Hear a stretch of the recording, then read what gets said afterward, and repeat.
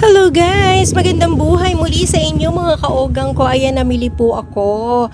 Ayan po yung aking kakaibang paninda dito po sa lahat ng tindahan. So, hindi po ako nagpapawala palagi niya. Lagi po akong bumibili pag alam ko paubos na po. Ayan po yung mga mallows at mga cookies.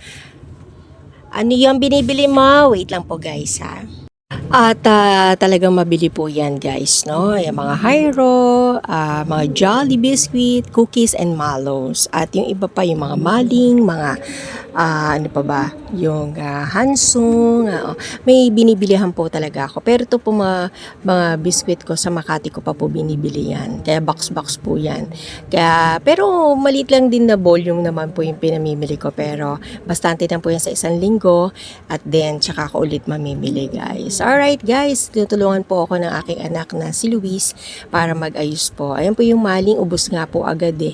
Tapos ayan po yung Hansung. No? 100 lang po yung benta ko dyan. Pero pag utang, may dagdag po yun. Kasi 1 month po yung iintayin. Okay lang sana kung isang kinsenas. Alam niyo naman po mga sahod dito sa mga munisipyo.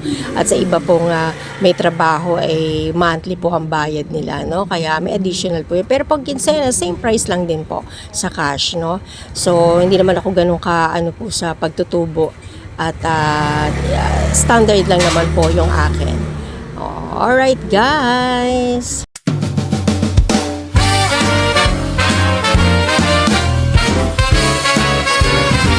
Hey, hey, si Ogang Tindera, nandito na. Tara na't magsaya sa pagdilaw pa lang ng manok. Naayos na ng anak ko. Ayan, nabawasan na rin po siya kasi may mga bumili na rin po. So, ayan po yung mga cookies, mga Hyro, Jolly, at yung maling, ayan na lang po yung natira. Dalawa na lang po, no? At yung sa Mallows, ayan po inayos niya. May price na rin po. At nabawasan na rin po siya. At ayun yung iba kong paninda, yung spam. Mabibili po talaga sa akin yung mga paninda na yun, ano. Siyempre, yung iba, pinapautang ko rin po. Pero sa mga kasamahan ko po dun sa BHW, tinutubuan ko na lang po siya ng, kasi iba po yung price ng cash sa utang. Kasi 1 month po yung aantayin ko. So, naunawaan naman po nila yun. So, may additional po ako doon per item, no? At naintindihan nila yun. Kasi, paano ko makakausad kung same price din po siya. At ang tagal po nang aantayin. So, no problem naman po sa kanila. Basta, ina-update mo lang sila.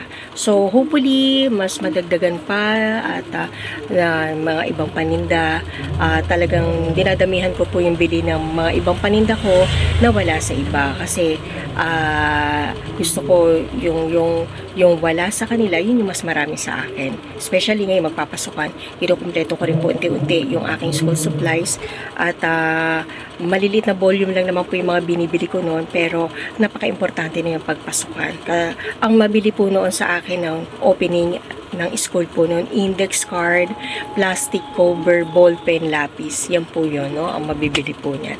At yung mga baon-baon nila, mga fudgy bar, mga etc. Yun po. Alright guys, thank you so much for watching!